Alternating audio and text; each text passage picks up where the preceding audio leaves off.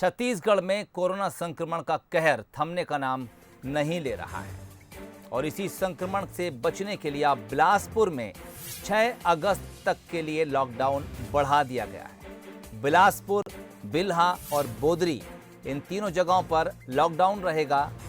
इनके अलावा दुर्ग में भी लॉकडाउन बढ़ा दिया गया है।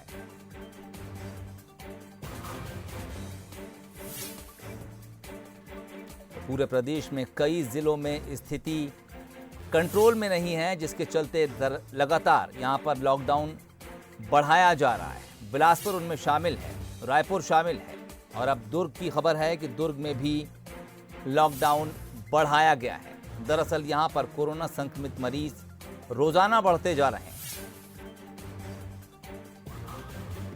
उमेश मोर इस वक्त हमारे साथ फोन लाइन पर खबर पे बातचीत के लिए जुड़ गए। उमेश, और क्या कुछ जानकारी इस खबर से जुड़ी आपके पास? कितने मरीज तकरीबन आज आए हैं और एक एवरेज क्या कुछ कहता है?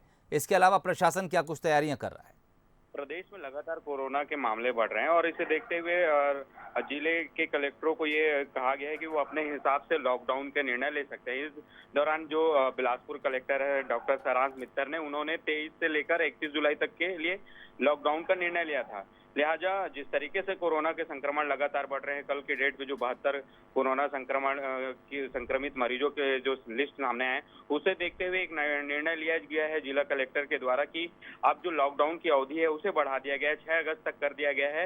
तो लगातार जिस तरीके से कोरोना के संक्रमण के मामले बढ़ते आ रहे हैं प्रदेश में, फिर जिले में लगातार 50 से ऊपर कोरोना के संक्रमण पर डे आ रहे हैं। ऐसे में देखते हुए जो कलेक्टर है उन्होंने एक बड़ा निर्णय लिया है कि ये कोरोना संक्रमण को देखते हुए 6 अगस्त तक के लॉकडाउन को बढ़ा दिया जाएगा। लिहाजा उनका यह भी कहना था इस पूरे मामले पे, यदि इस तरीके से कोरोना के संक्रमण के मामले अगर बढ़ते गए तो आगे भी लॉकडाउन को बढ़ाया जा सकता है। जी चलिए, बहुत बहुत शुक्रिया उमेश तमाम बातचीत के लिए। प्रशासन का कहना है कि फिलहाल लॉकडाउन बढ़ाया गया है, लेकिन अगर हालात नहीं सुधरे तो फिर लॉकडाउन और भी बढ़ाया जा सकता है। पूरे प्रदेश के ज़्यादातर जिलों में इस वक्त कोरोना संक्रमण फैल रहा है। कई जगहों को बंद कर दिया गया है और जहां जहां हालात सामान्य नहीं हैं वहां पर लॉकडाउन की अवधि बढ़ाई भी जा रही है।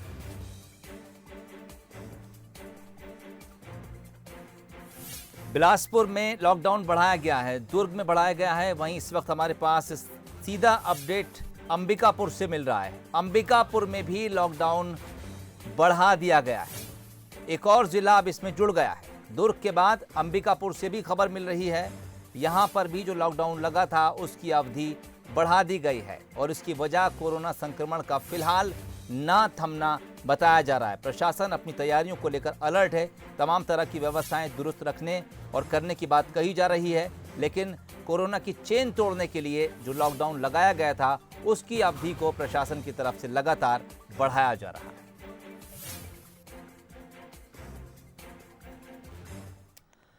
खबर रायपुर से है। यहां पर मंत्रालय और विभाग अध्यक्ष कार्यालयों का संचालन बंद कर दिया गया है।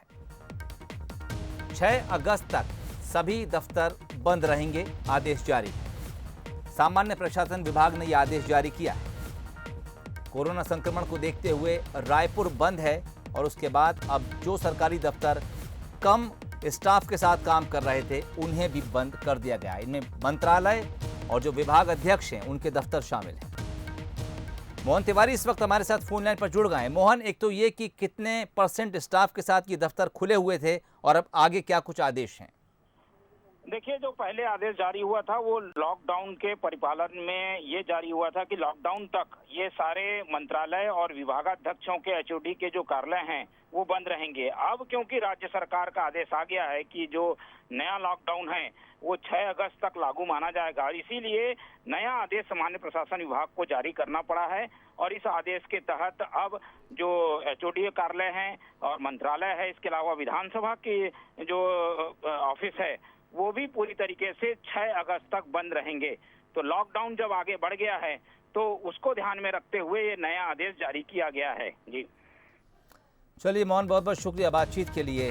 6 अगस्त तक मंत्रालय के दफ्तर और जो विभाग अध्यक्ष दफ्तर हैं वो भी अब बंद रखे जाएंगे। 6 अगस्त तक के लिए फिलहाल आदेश जारी कर दिया गया है।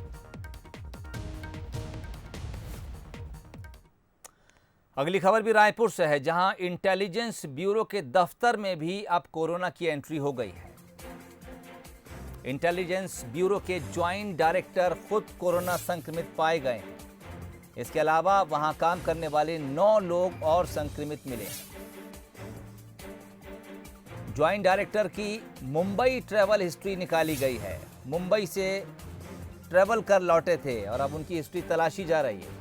इसके अलावा रायपुर में आज 39 नए मरीज सामने आए हैं।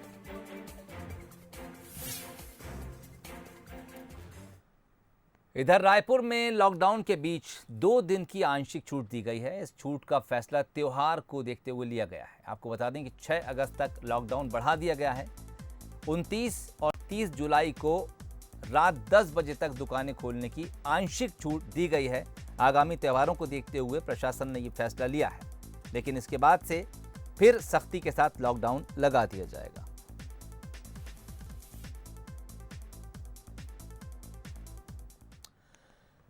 छत्तीसगढ़ के जगदलपुर से बड़ी खबर सामने आई है। यहां जुआ खेलते वक्त आरोपी कोरोना संक्रमित पाया गया है।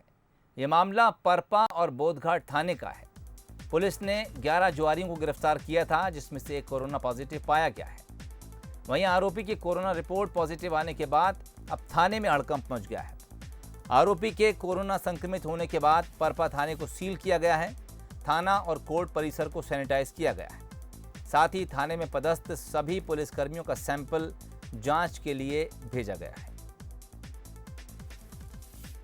हाँ, अभी कल रात को एक जो हमारा एक्यूज था परपा थाने में, पहले वो जुआ एक्ट के तहत एक्यूज था और बाद में बोधघाट थाने के भी एक प्रकरण में एक्यूज था। तो वो दोनों थानों के कुछ पुलिस के अधिकारी कर्मचारियों के संपर्क में आए हैं। इसको देखते हुए जितने भी लोग उसके कांटेक्ट में आए हैं सभी का आज टेस्टिंग किया जा रहा है। दोनों थानों को सैनिटाइज किया जा रहा है और आवश्यकता पड़ने पे थाने को सील करके थाने का संचालन किसी अन्य थाने से किया जाएगा। कोरोना संक्रमण के बढ़ते मामले के बीच रायपुर में संसदीय सचिव विकास उपाध्याय खुद सैनिटाइजेशन करने निकल पड़े। कई वार्डों को उन्होंने सैनिटाइज किया। इस दौरान रायपुर के मेयर भी उनके साथ मौजूद रहे। जोन 8 और जोन 5 के कई वार्डों में ये लोग गए। यहाँ पर सैनिटाइजेशन और ब्लीचिंग पाउडर का छिड़काव किया गया।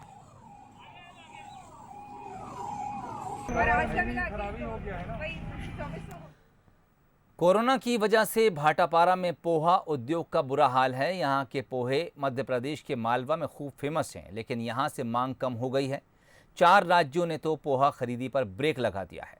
हमारे संवाददाता प्रशांत वर्मा ने इस उद्योग का जायजा लिया। देखिए हमारी ये खास रिपोर्ट। कोरोना संक्रमण के चलते लॉकडाउन की स्थिति में छोटे उद्योगों के साथ पोहा उद्योग पर भी इसका खासा असर पड़ा है। बात करें भाटापारा की तो यहाँ लगभग 120 पोहा मिलें संचालित है। यहाँ की पोहा छत्तीसगढ़ के अलावा देश के कई राज्यों तक के जाता है। साथ ही मध्य प्रदेश के मालवा क्षेत्र में यहाँ की पोहा काफ़ी पसंद किए जाते हैं, लेकिन वहाँ की लॉकडाउन की स्थिति को देखते हुए पोहा की मांग नहीं के बराबर है, जिस वजह से यहाँ के उद्योग धंधे लगभग 60% तक के अपने प्रोडक्शन बंद कर चुके हैं या कई पोहा मिले बंद होने की कगार पे हैं। हमारा पोहा जाने को तो पूरे देश में जाता है, लेकिन अधिकतम महाराष्ट्र, मध्य प्रदेश में भी विशेष रूप से मालवा क्षेत्र में जैसे इंदौर हुआ, उज्जैन हुआ, रतलाम वगैरह हुआ, मंदसौर हुआ, इस क्षेत्र में विशेष रूप से पसंद किया जाता है। लेकिन अभी वर्तमान में लॉकडाउन की वजह से वहाँ जाना काफ़ी कम हो गया है, नहीं के बराबर हो गया है। संपूर्ण लॉकडाउन के चलते हम लोगों का पोहा वहाँ नहीं के बतौर जा रहा है और उसकी वजह से यहाँ के किसानों को भी काफ़ी क्षति पहुँच रही है, क्योंकि हम लोग उनका यहाँ पर जो उत्पादित महामाया धान जो किसानों द्वारा विशेष रूप से उत्पादन किया जाता है वह हम कच्चे माल के रूप में नहीं ले पा रहे हैं, अतः उन्हें काफ़ी क्षति पहुँच रही है। साथ ही साथ रोज़गार के अवसर भी यहाँ के मज़दूरों को कम हो गए, क्योंकि हमारी मिलें अब सिर्फ 40% प्रोडक्शन सिर्फ कर पा रही हैं। इसका सीधा असर किसानों पर भी पड़ता दिखाई दे रहा है, क्योंकि पोहा का उत्पादन महामाया धान से किया जाता है। जब पोहा मिल ही बंद है तो ऐसे में किसानों का धान ले पाना मुमकिन नहीं है। साथ ही इन मिलों में कार्यरत मजदूरों के सामने भी रोजी रोटी की समस्या खड़ी हो गई है। प्रशांत वर्मा, बंसल न्यूज़, भाटापारा। तो रुख करेंगे बिलासपुर की तरफ, जहां के मेड़पार में गौवंश की मौत पर अब सियासत गरमाई हुई है। बीजेपी इस मुद्दे को किसी भी हाल में गंवाना नहीं चाहती, इसलिए मंगलवार को बीजेपी नेताओं ने मेड़पार में लोगों से मुलाकात की। यहां नेता प्रतिपक्ष धर्मलाल कौशिक ने आरोप लगाया कि मेड़पार में षड्यंत्र के तहत 54 गौवंश को मारा गया। उन्होंने ये भी कहा कि सरकार ठीकरा स्थानीय नेताओं पर फोड़ रही है। वहीं राज्य गौ आयोग के अध्यक्ष महंत राम सुंदरदास के बयान को भी उन्होंने दुखद बताया है। विभत्स घटना हुई है, बड़ी घटना हुई है, उसकी जांच कमेटी बनाई गई कलेक्टर के द्वारा, लेकिन जो भी बयान आ रहे हैं उसमें समानता नहीं है। कलेक्टर साहब जो बताए हैं वो अलग संख्या है, एडिशनल डिप्टी कलेक्टर बता रहे हैं वो अलग संख्या है, और जो अधिकारी बता रहे हैं अलग संख्या है। वास्तविक में गांव वाले का कहना है कि 54 गाय मरी है। दूसरी बात, अभी जांच का प्रतिवेदन आया नहीं है, और जिस प्रकार से गौ सेवा आयोग के अध्यक्ष रायपुर से चल करके आकर के और उन्होंने जो बयान दिया कि उसमें गांव के निरपराध लोगों को उन्होंने फंसाने के लिए उनको दोषी साबित कर दिया। यदि जांच समिति बनाई गई है तो प्रतिवेदन आया नहीं, किस आधार पर उन्होंने उसको दोषी साबित किया है। 31 जुलाई से छत्तीसगढ़ में महतारी एक्सप्रेस बंद होने जा रही है। गर्भवती महिलाओं और नवजात शिशुओं को अब ये निःशुल्क परिवहन सेवा नहीं मिलेगी। इसे संचालित करने वाली जीवी की कंपनी घाटे में है, इसलिए इसे बंद किया जा रहा है। इससे यहां काम करने वाले कर्मचारियों की नौकरी पर असर तो पड़ेगा ही, साथ ही ग्रामीण इलाकों के मरीज भी इससे प्रभावित होंगे। 31 जुलाई से इसे बंद करने कर्मचारियों को नोटिस जारी कर दिया गया है।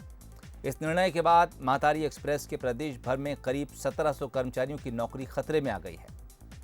बिलासपुर में करीब 20 महतारी एक्सप्रेस सेवा का संचालन हो रहा है, जिसमें करीब 102 कर्मचारी काम करते हैं। इसमें अभी तक कर्मचारियों को कोई तकलीफ हुई नहीं है पेमेंट को लेके, पर कंपनी अब आगे बोल दी है कि ऐसी कटौती करती रही सरकार तो हम आगे चलाने में असमर्थ हैं, और जिसके उसमें संदर्भ में हमने नोटिस भी दे दिया है सारे कर्मचारियों को। ये तो ऊपर से ऑर्डर है, क्या उनका कुछ होगा, है ना, टेंडर वेंडर का कुछ लफड़ा होगा, उसके कारण से बंद कर रहे हैं। उसको व्यवस्था करेंगे हम। हमारे पास एम्बुलेंस है, एम्बुलेंस में हम वो कार्य कर सकते हैं। जो नहीं महत्व तो बहुत है उसकी, तो क्योंकि ग्रामीण क्षेत्र से पेशेंट को लाना है तो अच्छी सुविधा है वो। जी, अब कहना यही है जी कि ये जो है 7 साल 8 साल से जो सेवा दे रहे थे हम लोग, कि अचानक से ऐसा मतलब हम लोग को टर्मिनेट कर दिया है। अभी तो ऊपर से कोरोना काल जो चल रहा है उसमें हम लोग को परेशानी हो रहा है। ऊपर से अभी हम लोग को टर्मिनेशन लेटर परसों से दे दिया गया है।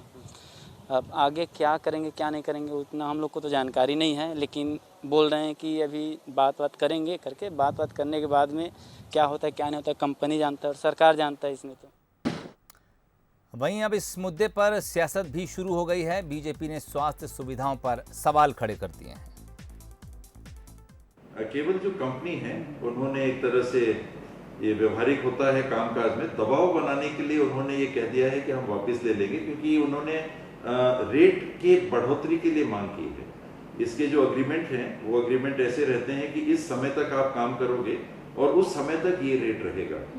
तो स्वाभाविक है कि वो समय अगर बीत जाता है तो वो कंपनी ज्यादा रेट के लिए पहल करती है कि हमारा अग्रीमेंट पीरियड 2 साल का, 3 साल का, 5 साल का पूरा हो गया, हम इतने रुपए में कर रहे थे, अब आप हमसे काम कराना चाह रहे हो तो हमको ज्यादा दो। तो वो उस स्टेज पे बात है, कोई बंद नहीं होगा ऐसा मुझे विश्वास है। बंद ऐसा लगता है कि सरकार में कोई कामकाज को देखने वाला नहीं है, कोई मॉनिटरिंग करने वाला नहीं है। स्वास्थ्य व्यवस्थाएं पूरी तरह ठप्प पड़ी हुई है। जो छत्तीसगढ़ में महिलाओं को प्रसव के लिए और बाकी अन्य सुविधाओं के लिए महतारी एक्सप्रेस काम कर रही थी, और उनके साथ भी पिछले 1 साल से रस्साकसी चल रही है और उसको ये अंतिम रूप नहीं दे पा रहे हैं। और वो अगर बंद होती है तो छत्तीसगढ़ की माताओं को इससे बहुत बड़ी तकलीफ होगी, बहुत बड़ी परेशानी होगी, और मैं तो ये कहूँगा कि अमानवीयता होगी कि कोई योजना चल रही है वो बंद हो जाए। पूर्व सीएम और दिवंगत अजीत जोगी के मोबाइल नंबर को अब हेल्पलाइन नंबर बनाया जाएगा। ये फैसला जनता कांग्रेस छत्तीसगढ़ की कोर कमेटी की बैठक में लिया गया है। फैसले के मुताबिक पूर्व सीएम के नंबर पर कॉल करने पर लोगों की समस्याओं को हल किया जाएगा। जनता कांग्रेस छत्तीसगढ़ की बैठक में आगामी नगर निगम चुनाव को लेकर भी फैसला किया गया है। प्रस्ताव के मुताबिक पार्टी आगामी नगर निगम के चुनाव में प्रत्याशियों को उतारेगी। इसके अलावा पार्टी अगले 3 महीने तक राज्य में बेरोजगारी के खिलाफ सत्याग्रह भी करेगी। आपको बता दें कि पूर्व सीएम अजीत जोगी का बीते 29 मई को इलाज के दौरान 74 साल की उम्र में निधन हो गया था। कार्डियक अरेस्ट के बाद उन्हें रायपुर के एक निजी अस्पताल में भर्ती कराया गया था। छत्तीसगढ़ में आज से नक्सलियों के शहीदी सप्ताह की शुरुआत हो गई है। नक्सलियों ने 28 जुलाई से 3 अगस्त तक शहीदी सप्ताह मनाने का ऐलान किया है। जगदलपुर, बस्तर समेत अन्य प्रभाव वाले इलाकों में पर्चे फेंककर शहीदी सप्ताह मनाने की अपील की गई है। इसलिए आईबी पुलिस भी अलर्ट मोड पर है।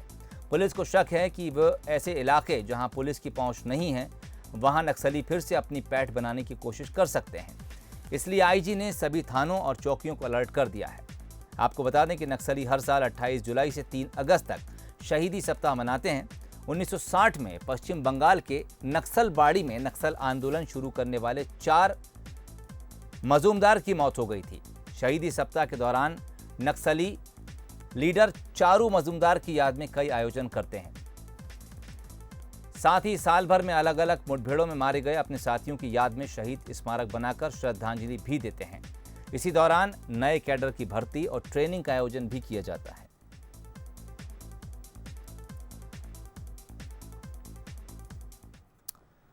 और आइए अब आपको दिखाते हैं शहीदी सप्ताह की 4 तस्वीरें जिसमें नक्सलियों पर नकेल कसने की पूरी तैयारी दिख रही है, तो वहीं नक्सली भी सक्रिय दिख रहे हैं। पहली तस्वीर कांकेर की है जहां बैनर पोस्टर लगाया गया है। जहां नक्सल स्मारक को सुरक्षा बलों ने ध्वस्त किया, वो दूसरी तस्वीर दंतेवाड़ा की है। तीसरी तस्वीर में बाइक से सर्चिंग हो रही है। खुद आईजी सुंदरराज पी नक्सल एरिया में घूम रहे हैं। चौथी तस्वीर बीजापुर की है जहां नक्सली कैंप पर पुलिस ने हमला किया।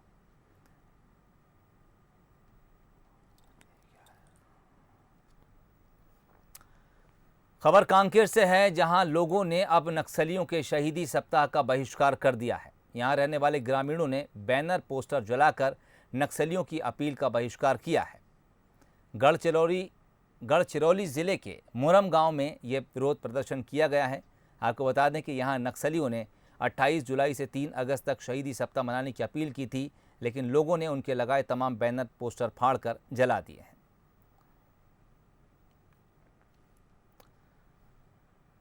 अगली खबर भी कांकेर से है जहां 6 लाख का इनामी नक्सली ढेर हो गया है। नक्सली डिप्टी कमांडर अमोल पोयमी को मार गिराया गया है और गढ़चिरौली पुलिस ने इस पूरी घटना का खुलासा किया है। खबर के मुताबिक 3 जुलाई को C-60 कमांडो से मुठभेड़ हुई थी जिसमें इस नक्सली को मार गिराया गया था। इसी मुठभेड़ के दौरान एक अन्य नक्सली को भी सुरक्षा बलों ने मार गिराया था।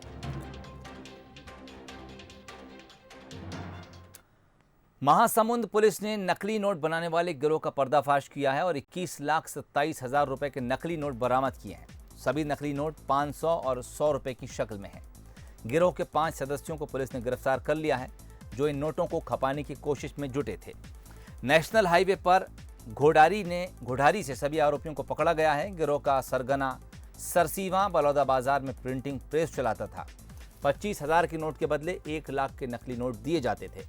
Printing press, photocopy machine, computer, कैंची, एक बाइक भी जब्त की गई है।